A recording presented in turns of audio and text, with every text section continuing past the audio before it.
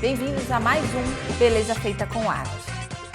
E hoje iniciamos um novo quadro, o Mag Dúvidas.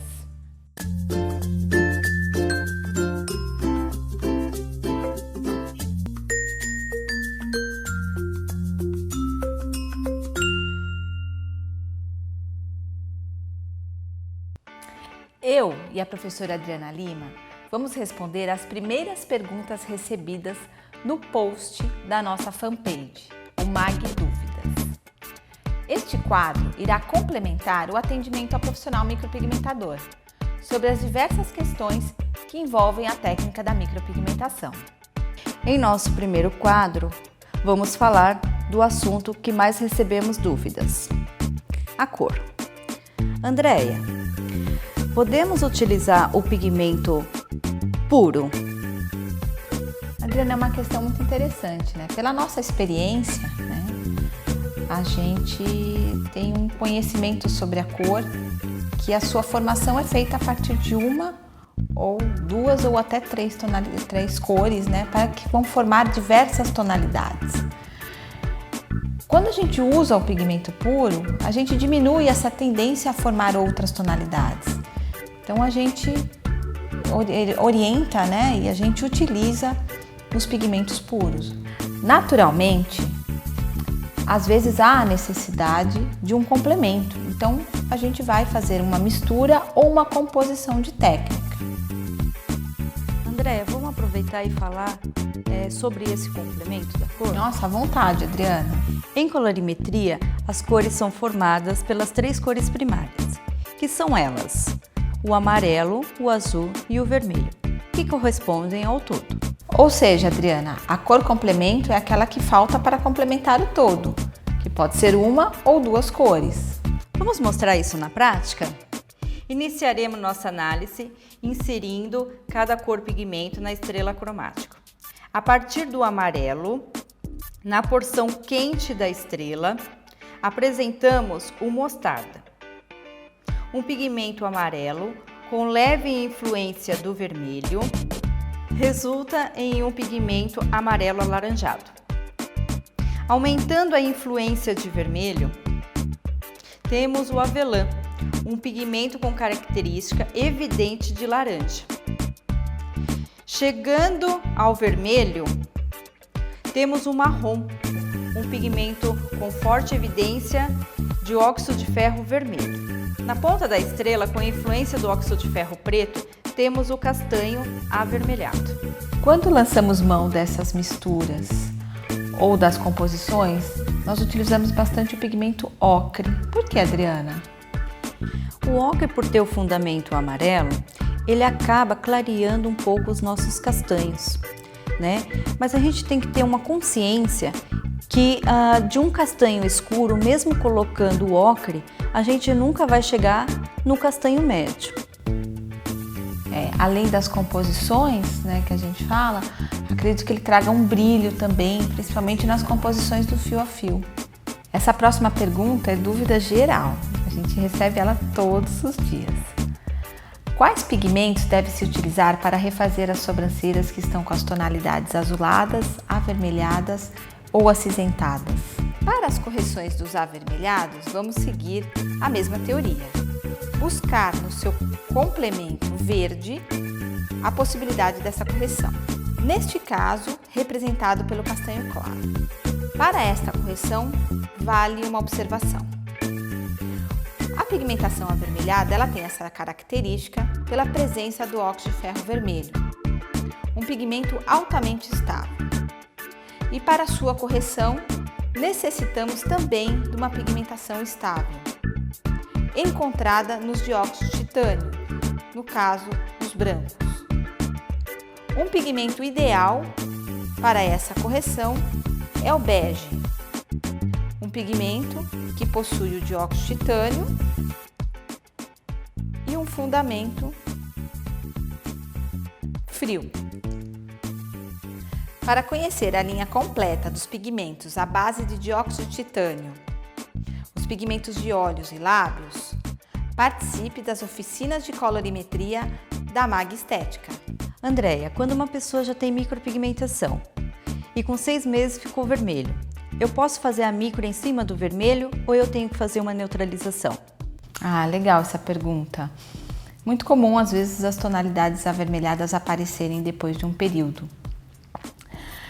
Isso se dá, né, Adriana, principalmente pelo fato do pigmento, né, da formação de um pigmento de micropigmentação.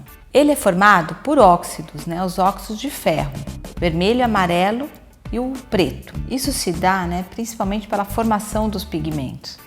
O vermelho costuma aparecer depois de um período, né, normalmente pode aparecer. Então isso é comum devido à formação dos castanhos. Eles são formados a partir dos óxidos de ferro, vermelho, amarelo e preto. O óxido de ferro vermelho é o mais estável entre os três. Ele é o que permanece por mais tempo. Então é mais difícil eles desaparecerem, né? Por isso que fica essa imagem do avermelhado. Por ele ser mais estável, né, por ele ser um composto bastante estável, o ideal é que se neutralize primeiramente antes de fazer uma nova micropigmentação. Essa neutralização pode ser feita com os dióxidos de titânio, no caso os brancos, né, presentes principalmente no bege, que é utilizado para essa neutralização, né, ou uma pigmentação que tenha o fundamento verde, né, um castanho médio, um castanho claro, e até a indicação de um castanho escuro cairia muito bem para se refazer essa micropigmentação em cima de um avermelhado. E falando ainda de alteração de cor ou de que cor vamos utilizar para cada tipo de cor de pele, nós temos que falar de melanina. Nós temos a melanina quente, a melanina fria, que é citada por muitos profissionais. Como a gente explica sobre isso, Adriana? A formação da cor da pele vem da feomelanina e eumelanina. A feomelanina é encontrada no indivíduo de peles mais claras, conhecida também como peles quentes, e eumelanina é encontrada no indivíduo de peles mais frias. Vamos ressaltar também que a mistura entre as duas vai dar as diversos tipos, né, cromáticos que a gente existe, principalmente no Brasil. Você falou sobre a presença desses dois tipos de melanina nos tipos de peles quentes e frias. No caso de uma pele quente, qual base de pigmento que a gente deve buscar? A gente sempre vai buscar as tonalidades mais frias, tá? Onde é encontrado no castanho claro, médio, escuro. E se a gente for falar de cor complemento novamente, acredito que para uma tonalidade mais avermelhada, mais alaranjada, a gente possa até utilizar um pigmento castanho escuro, certo? Certo, Andréia. Muitos profissionais têm medo de usar um pigmento escuro para uma tonalidade de pele clara. Mas se a gente utilizar uma técnica de baixa saturação, como um esfumado, um tridimensional, com agulhas de mais pontas, a gente pode fazer isso sim, né? Perfeitamente. E a última pergunta, quando tudo desaparece em 30 dias? Isso assombra os profissionais, né? Ai, minha cliente voltou sem nada. Quando o cliente volta sem nada, é triste. Mas isso envolve várias questões, né? Entre elas aqui eu vou citar 3, basicamente. A primeira delas e a mais importante é não acertar a técnica de acordo com o tipo de pele, né? A técnica necessária para aquele tipo de pele. Por exemplo, uma pele oleosa, né, que é uma pele normalmente mais espessa, é uma pele brilhante, que produz um excesso de sebo, e seleciona às vezes uma técnica de fio a fio ou uma técnica de baixíssima saturação, com pigmentos até claros, né? O próprio brilho dessa pele, a espessura da pele não vai às vezes permitir que aquela quantidade de pigmento fixe na pele, né? Não teve, então a grande maioria foi embora, degradou nesses 30 dias de fixação, né, que deveriam estar fixados.